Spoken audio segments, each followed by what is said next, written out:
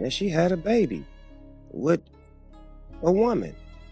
Well, my grandson in the middle of the movie like, Papa Snoop, how she have a baby with a woman? She a woman. Imagine taking your grandson to watch a Disney movie, and right in the middle of it, he turns to you and asks, Papa, how can two women have a baby? That's exactly what happened to Snoop Dogg, and the internet hasn't stopped talking about it since. Snoop Dogg has long since transcended the boundaries of hip-hop, evolving into a global cultural figure whose influence reaches far beyond music. While his legacy as a cornerstone of West Coast rap is undeniable, his presence today proves just as powerful in the digital age. With more than 30 million followers on TikTok and millions more across other platforms, he continues to capture the attention of younger audiences as well as longtime fans. Even in his 50s, Snoop's voice carries weight whether he's cracking a joke online, sharing a moment from his life, or sitting down for a podcast. People tune in, not just out of nostalgia, but because his perspective still resonates.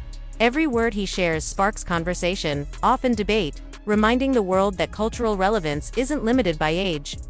His most recent podcast appearance, in fact, stirred plenty of dialogue proof that Snoop Dogg remains a figure whose opinions still move the needle. Took my grandson to see, what was the movie with Buzz Light? Toy Story? Not that one, but the new Buzz. The Lightyear. I think it's called Lightyear. Yeah, with Keke Palmer is in that movie. Okay. She plays like the daughter. So we watching it, and the lady, which is Kiki's mama, they move on into the space years, they move down the line, they're like, man, she had a baby with a woman. Well, my grandson in the middle of the movie like, Papa Snoop, how she have a baby with a woman? She a woman. Oh, I didn't come in for this. I just came to watch the goddamn movie. Hey, man, watch the movie. They just said she had a baby. They both women's. How did she have a baby? Shh. The movie ain't over with. So it's like, I'm scared to go to the movies now. Like, y'all throwing me in the middle of shit that I don't have an answer for. During that podcast appearance, Snoop Dogg shared a personal story about taking his grandchild to the movies. The film featuring Keke Palmer as a voice actor included a moment where a cartoon character was depicted in a same-sex relationship and raising a child. Naturally, this sparked a question from his grandchild. How can a woman have a baby? Caught off guard, Snoop admitted he didn't have an answer ready. Instead of diving into an explanation, he brushed it off in the moment, later confessing that the situation left him shook. Jokingly, he even remarked, "I'm afraid to go to the movies anymore." What stood out, however, was not just his discomfort, but the way his reaction rippled outward. By admitting he didn't know how to approach the conversation with a child, Snoop opened himself up to widespread scrutiny. Critics questioned both his response and the larger cultural dynamics it revealed, proving once again that when Snoop Dogg speaks even hesitantly, the world is listening. I learned that I dislike Snoop Dogg again. So not only is Snoop Dogg a little because of all the Suge Knight stuff and the Trump stuff and all those things, but today it comes out that Snoop Dogg is afraid of going to the movies. And why is Snoop Dogg afraid of going to the movies? Because he went to a Disney film where a same-sex couple kissed in it. And then his grandson asked about that because it's natural when you see things that kids will ask about. But instead of educating his grandson and taking the proper approach, he is a bigoted ass about it. I'm afraid of going to the movies. Well, I remember when white folks were real afraid of listening to Snoop Dogg's music and everyone else's music that came out of Compton and gangster rap era at that time. Some critics responded by saying, Snoop Dogg missed a teaching moment. Their argument was straightforward. Rather than brushing off his grandson's question, he could have used it as an opportunity to explain that LGBTQ+ people are a part of the world we live in. The point wasn't that Snoop had to go into a long lecture about sexuality or start discussing complex concepts like gender identity with a child. Instead, it was about seizing a natural moment of curiosity to provide a simple, age-appropriate response. Children learn about the world through questions. And when adults sidestep those questions, they often leave kids more confused than before. This is why his critics pressed the issue. Because when a child asks something as innocent as how can a woman have a baby? It's not really a political trap or an ideological landmine. It's a child's attempt to make sense of a story. A grandparent, parent, or caregiver has the chance to give a response that broadens their understanding of reality. Something as simple as saying, "Sometimes families can look different too, women to men," or "One parent raising a child" could have been enough to answer the question honestly, without overwhelming the child with more detail than they can handle. As these critics pointed out, Snoop himself comes from California, a state deeply tied to the entertainment industry where queer voices and representation are not only visible but influential. From television shows to music, fashion, and film, LGBTQ representation has grown steadily, and California has often been the epicenter of that cultural shift. Hollywood in particular has long been a place where queer creatives shaped art and storytelling, even during decades when they were marginalized or forced to work in secrecy.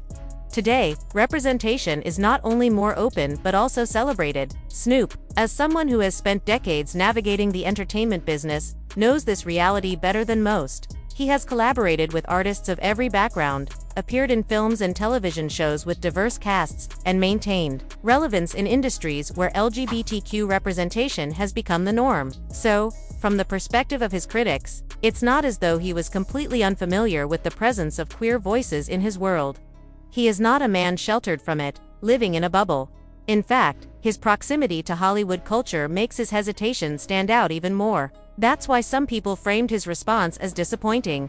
Even if he doesn't personally identify as gay, bisexual, or queer, he has long been a participant in spaces where LGBTQ people play vital roles. From this perspective, explaining to his grandson that gay people exist and that seeing them reflected in media is normal would have been the more thoughtful approach. It would have aligned his role as a cultural elder with his responsibility as a grandfather, offering guidance rather than leaving a child's question unanswered. But that wasn't the end of the conversation. His comments sparked additional waves of criticism, each layer adding new dimensions to the debate about parenting, representation, and cultural responsibility. One of the deeper criticisms focused on the concept of selective morality.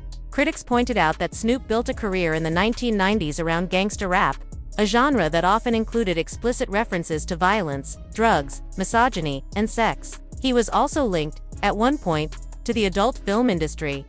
For decades, he profited from music and media that many parents would argue are far less appropriate for children than a same-sex couple holding hands or raising a child in an animated film. This comparison made some people question why queerness in a children's cartoon was where he drew the line.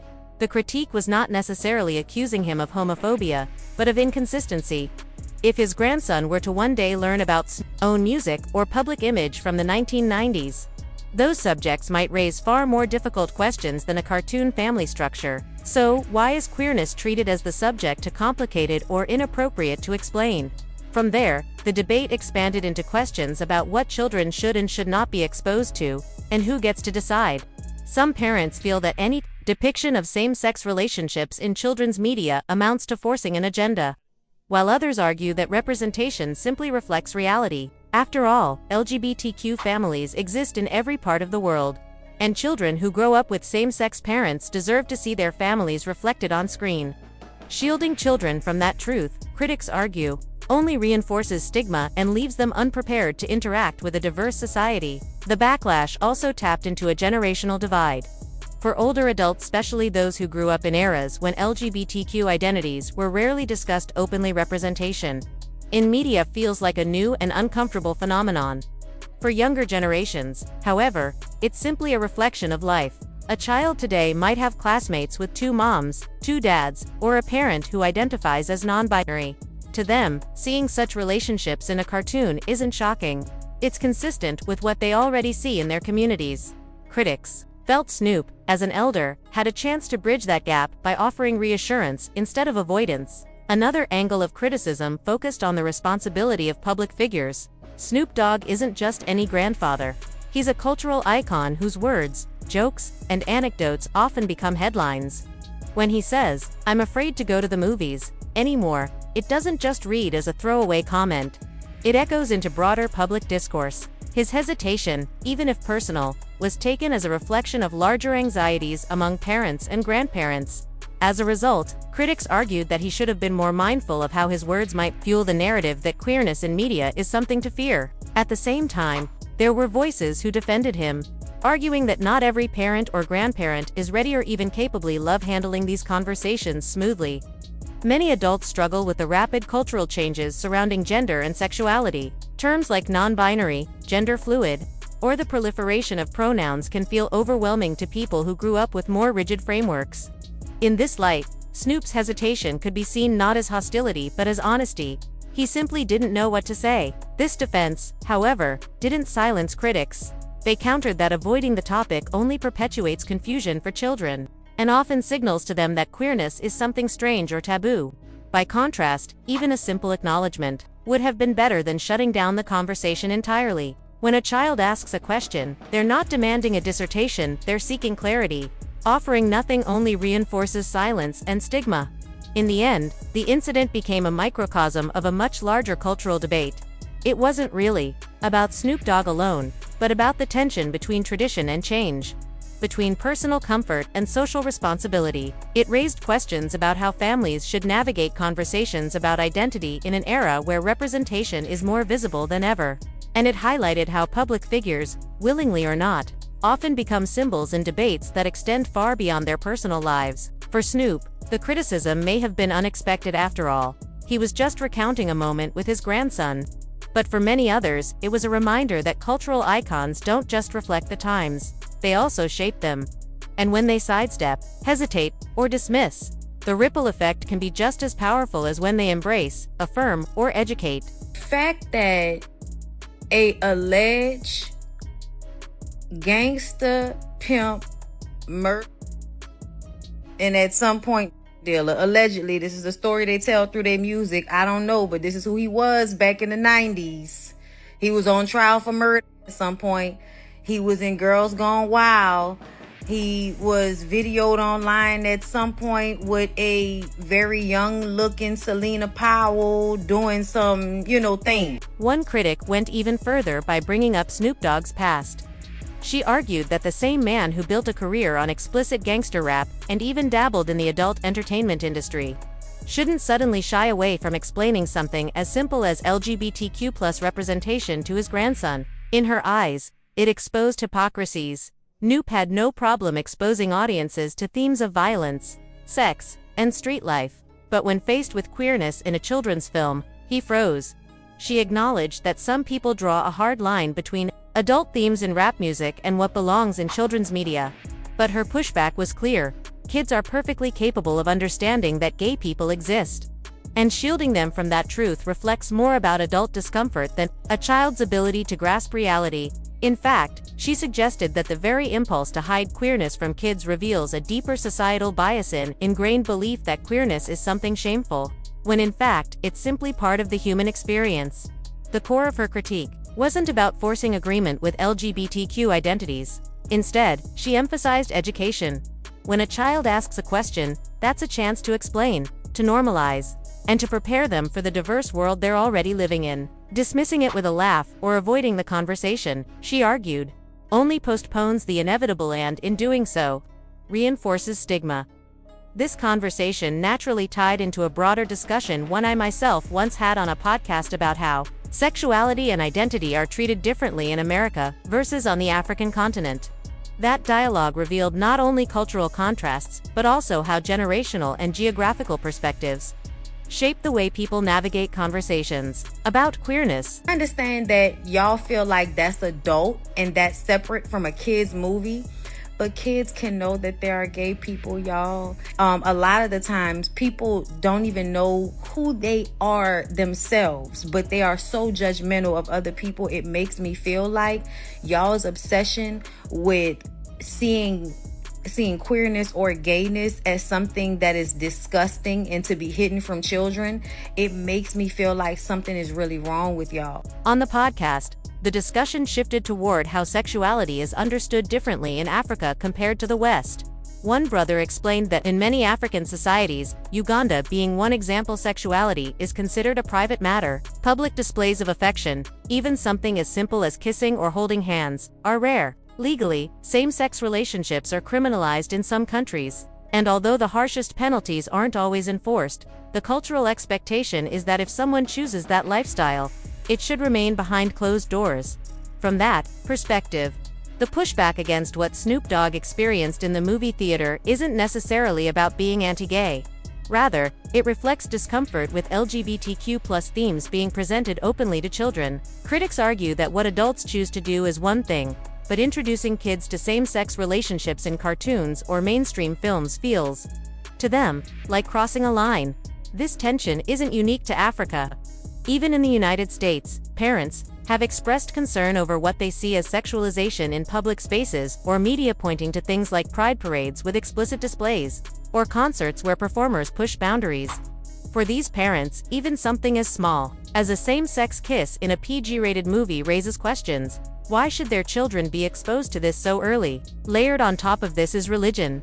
Across much of the world, Christianity and Islam form the backbone of cultural values, and both traditions generally teach that homosexuality is sinful. That doesn't always translate into hatred of individuals, but it does create tension when media openly celebrates or normalizes LGBTQ identities. Parents who hold those beliefs feel caught in a bind. They're being asked to explain something to their children that directly contradicts their faith. Add to that the rise of new language around gender pronouns, fluid identities, non-binary terms, and the sense of confusion deepens. For people raised with the simplicity of man and woman, the rapid cultural shift can feel overwhelming. And if it confuses adults, it's even harder to imagine how to break it down for children. That's where Snoop Dogg's dilemma resonates. He wasn't necessarily rejecting the existence of gay people. Instead, he admitted he didn't know how to explain it to his grandchild in a way that made sense without clashing with what he's already taught about life, family, and reproduction. And that moment of hesitation caught between culture, faith, and generational shifts is what sparked the larger conversation.